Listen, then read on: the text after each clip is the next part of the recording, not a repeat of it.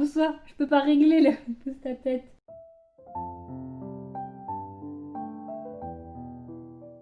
Salut, j'espère que vous allez bien. Je suis super contente aujourd'hui de vous retrouver pour une vidéo que j'avais très envie de vous faire depuis un petit moment, mais ça me demandait un peu d'organisation et de temps pour vraiment réussir à déjà à la filmer et à la préparer. Donc aujourd'hui je vous retrouve pour vous présenter tous les témoignages que j'ai pu lire depuis le début, c'est-à-dire que j'espère ne pas en avoir oublié, mais je les ai classés par catégorie. J'ai donc 15 livres à vous présenter, mais bien sûr je vais passer dessus assez rapidement pour chaque, c'est-à-dire que je vais juste vous donner la thématique avec 2-3 mots-clés et ce qu'on y aborde dedans et voilà, à quel moment parfois j'ai pu les lire, puisqu'il y a des moments assez clés pour certains que j'ai pu lire.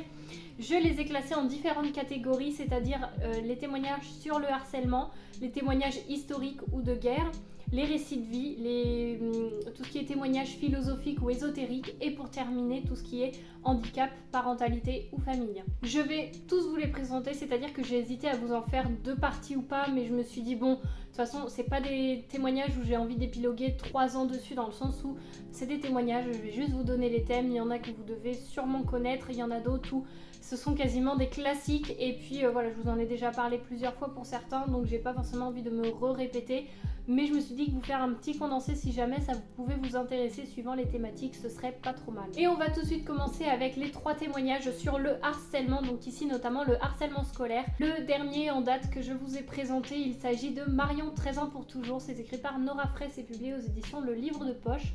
Je vous l'ai présenté dans mon dernier avis lecture, et c'est tout simplement Nora Fraisse, c'est la mère de Marion qui témoigne, où le 13 février 2013, Marion s'est suicidée en se pendant dans sa chambre à son foulard, et elle a également pendu son téléphone sous son lit pour montrer symboliquement cette coupure avec le harcèlement, le cyberharcèlement.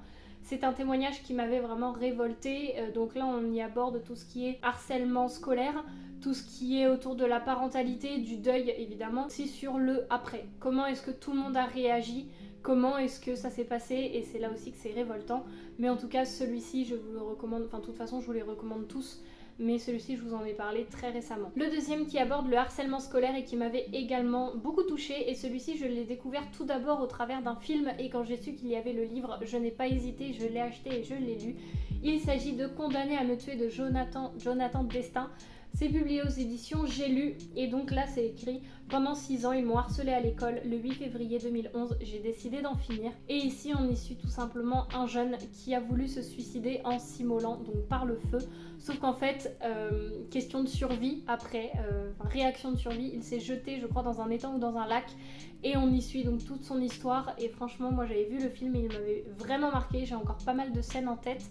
Et ça fait bien 4 ans à peu près, même plus, que je l'ai lu, je crois. Je l'avais lu, je l'avais vraiment dévoré ce livre, dans le sens où il se lit très bien. Il est certes lourd à lire parce que ça reste un témoignage, mais je l'avais trouvé vraiment percutant. Et le dernier témoignage que je vais vous présenter au travers du harcèlement scolaire, c'est Rester fort de Emily Monk, et c'est publié aux éditions Slatkin et compagnie. Sa famille qui a écrit un témoignage en parlant de la mort d'Emily.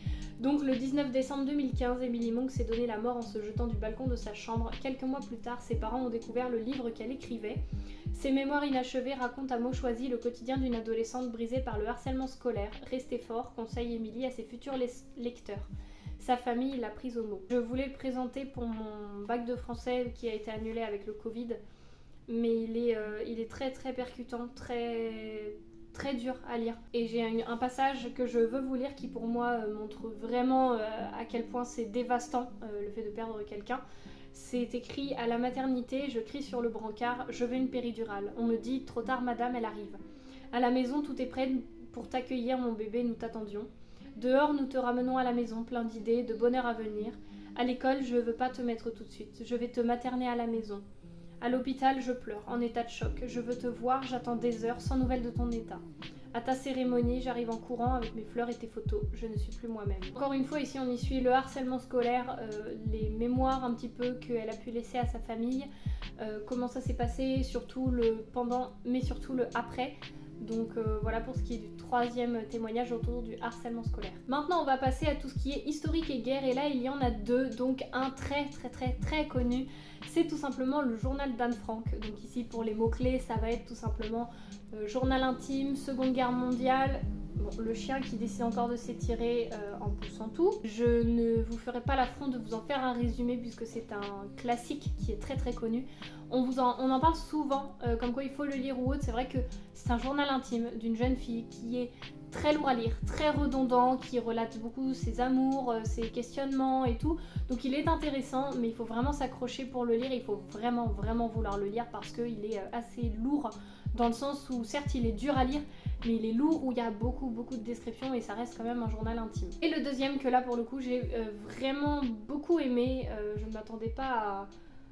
Enfin vraiment j'y allais à reculons avec ce livre et c'est tout simplement Je viens d'Alep de Jude Jassouma, c'est publié aux éditions Alary. Et là on y suit tout simplement Jude Jassouma qui décide de fuir avec sa femme Aya et leur petite fille Alep en juin 2015 au moment où Alep sombre dans le chaos. Et on y suit justement ce pays en guerre, la Syrie, au travers du récit de Jude Jassouma, avec tout ce qu'il a pu voir, les horreurs qu'il a pu vivre. Donc là on va être sur un récit de guerre, sur un témoignage assez récent puisque ça fait 8 ans. L'auteur vit actuellement, je ne sais plus où, mais j'avais discuté avec lui et j'avais été assez déçue puisque en fait au moment où je l'avais lu c'était en troisième je crois, j'étais en troisième et l'auteur était venu au collège, mais c'est un jour où ma soeur est allée à l'hôpital, où les bus avaient été annulés avec la neige, donc moi je n'avais pas du tout pu aller au collège et j'avais loupé un petit peu cette rencontre avec cet auteur, mais ça aurait pu être vraiment d'une grande richesse.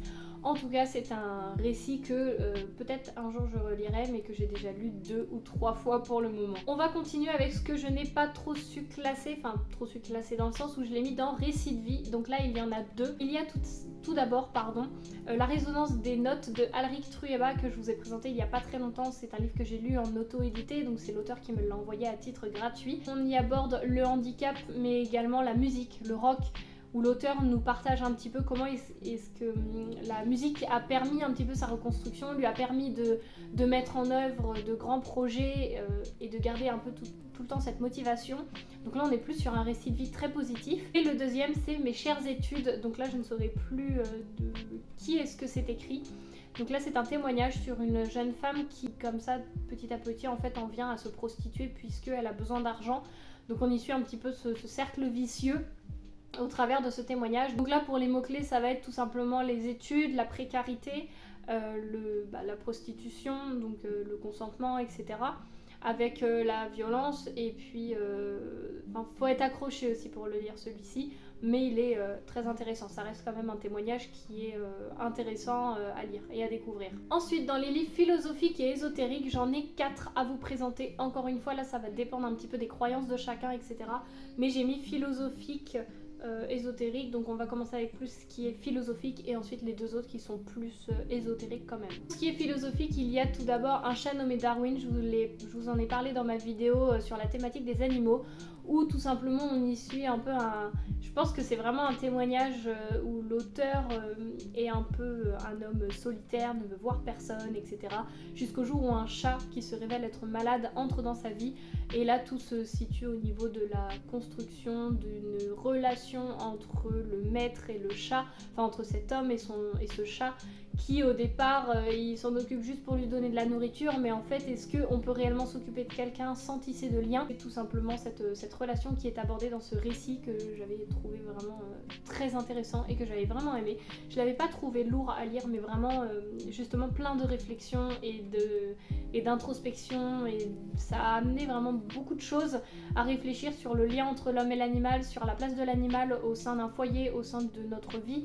Donc je l'avais trouvé vraiment très intéressant. Et le deuxième, un petit peu philosophique, que je vais vous parler, il s'agit de Mère de Laurent Huguely. C'est tout simplement publié aux éditions Mama et c'est un récit, un peu un enseignement spirituel sur la forêt amazonienne que j'avais trouvé vraiment très très très intéressant.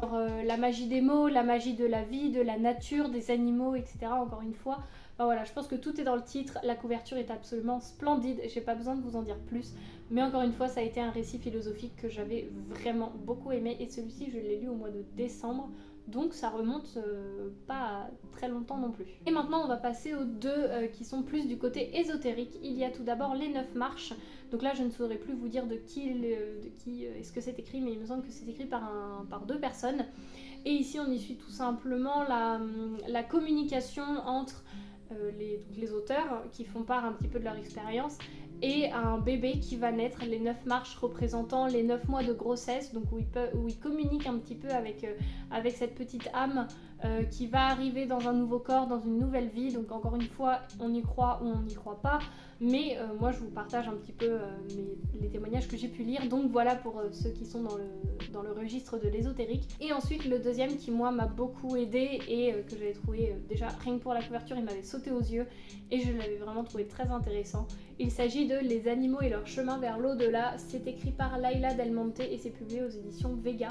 Déjà, je sais pas ce que vous en pensez de la couverture, mais elle est très onirique, très très belle. Voilà, j'avais trouvé vraiment très beau et c'est un petit peu... Une fois que les animaux meurent, bah voilà, quel est leur choix, leur libre arbitre? Sont-ils prêts à partir? Comment vivent-ils ce passage? Que penser de l'euthanasie? Quels sont les messages que peuvent nous donner les animaux dans l'après-vie grâce aux signes et aux rêves? C'est un petit peu tout ce qui est abordé au travers de différentes expériences que Laila Del Monte a pu expérimenter tout simplement en accompagnant des gens avec leurs défunts animaux. Donc voilà, encore une fois c'est un récit qui moi m'a beaucoup aidé à une période et même tout ça moi c'est des choses qui m'intéressent. Donc je l'avais trouvé vraiment très intéressant. Si jamais il vous intéresse, n'hésitez vraiment pas parce qu'il est très très bien écrit. Et pour le coup, je trouve qu'il aborde les choses avec beaucoup de justesse et de réalité finalement. Et on va terminer avec la dernière catégorie, c'est tout simplement handicap, parentalité et famille. Et dans celui-ci, il y en a 5. Je vais commencer avec les 2 que j'ai lus en format numérique. Pour commencer, Une bougie de plus, ça doit être Cécile Berger, je crois, le nom de l'autrice. Je l'ai lu il y a pas très longtemps et donc là on y aborde la maladie, on y aborde la famille, on y aborde également le lien entre 2 sœurs, le lien une fois que... Comment dire, tout le monde a sa place dans la famille, une fois que quelqu'un part de cette famille, comment est-ce que la cellule familiale se reconstruit, comment est-ce que chacun réussit à retrouver sa place au sein de cette cellule, comment est-ce qu'on arrive vraiment en fait, une fois qu'on grandit, à construire nous notre famille, mais en même temps à avoir l'autre famille un petit peu de notre enfance. Enfin voilà, c'est vraiment tout ce côté-là qui est abordé, qui est très très intéressant au travers également des projets de vie, des envies, des choses qu'on ne peut pas, mais du coup voilà, je peux pas, mais...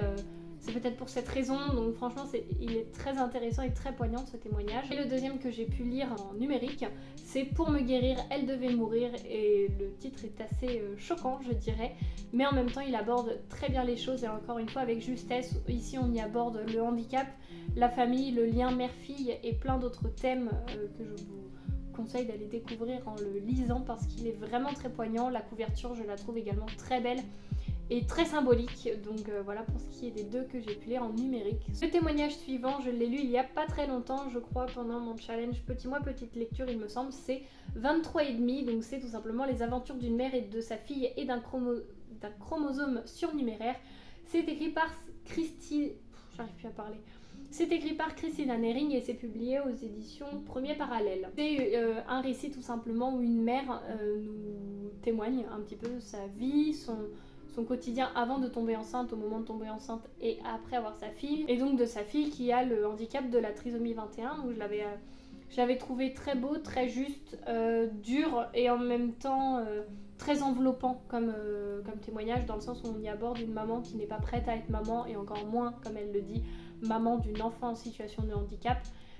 Où un peu pendant sa grossesse elle voulait nier un petit peu la chose, c'est-à-dire qu'elle continuait de boire, elle continuait de fumer et elle le reconnaît, donc elle n'est pas à se jeter la pierre mais elle est vraiment juste dans ses paroles et honnête avec elle-même et elle montre un petit peu toute cette avancée, comment est-ce qu'elle a changé de regard, etc. Donc franchement ce témoignage là je l'avais trouvé vraiment très beau et très, très poétique limite. Franchement, je l'avais beaucoup aimé. L'avant-dernier témoignage, il s'agit de Le cri de la mouette de Emmanuel Laborie. Ici, c'est quasiment un classique, donc je l'avais trouvé en boîte à livres, c'est pour ça que c'est un condensé de plusieurs livres. Moi, j'avais vraiment lu que le premier, il est pas très long, il doit faire 130 pages à peu près. Et ici, on y suit Emmanuel qui est sourde-muette ou juste muette, je crois. Non, sourde-muette, je crois. Tout simplement, c'est un témoignage de comment est-ce qu'on vit dans la société, les représentations dans le temps, dans l'espace-temps, quand on n'a aucun repère finalement.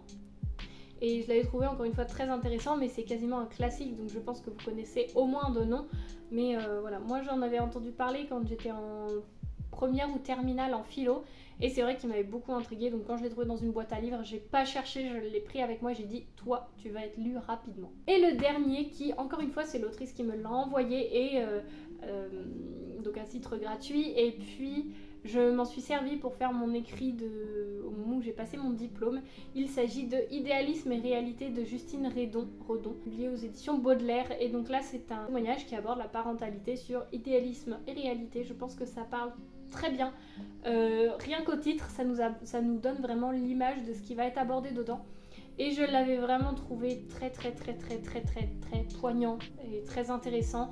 Et franchement, si vous voulez lire quelque chose sur la parentalité, si vous faites des études dans le social, quoi que ce soit, franchement, lisez-le parce qu'il est vraiment très intéressant. Et il apporte vraiment une grande réflexion autour de ça. Moi, c'est vraiment un roman autour duquel j'ai pu travailler. Et puis j'en ai parlé avec l'autrice et tout. Donc franchement, c'était assez chouette. Et d'ailleurs, je viens de penser que c'est un roman que je pourrais prêter à quelqu'un que je connais. Je pense que ça pourrait l'intéresser. Donc voilà, en tout cas, c'est un roman déjà que je trouve très beau de par sa couverture. Il est assez court à lire, mais il est séparé par chapitres. Et je trouve qu'il est très bien... Il est très bien raconté et encore une fois l'autrice nous livre vraiment son ressenti et donc c'est ce qui rend la chose encore plus vivante. Donc voilà pour ce qui est de cette petite vidéo, j'espère qu'elle vous aura plu, que vous aurez pu découvrir certains de ces témoignages. En tout cas je pense que je vous en ai fait découvrir. Je vous dis ça assez sereinement mais je pense honnêtement que je vous en fais découvrir. Il y en a peut-être que vous n'avez encore jamais entendu parler. Peut-être ceux qui sont soit ésotériques ou alors des livres sur le harcèlement, je ne sais pas. En tout cas j'espère que cette vidéo vous aura plu, je ne savais pas trop quoi vous en dire de plus mais ça risquait d'être répétitif si je rentrais dans trop de détails, puis les témoignages je pense qu'on peut pas trop en dire non plus parce que témoignage, par exemple un témoignage sur le harcèlement, on sait de quoi on va parler et ça va pas être où je vais vous dire bon bah là j'ai aimé les personnages, j'ai aimé l'univers, non on peut pas dire ça sur un témoignage. Donc en tout cas j'espère que cette vidéo vous aura plu, vous aura intrigué et vous aura intéressé. Et puis moi je vous souhaite de belles rencontres littéraires et je vous dis à la semaine prochaine pour la nouvelle vidéo. Salut!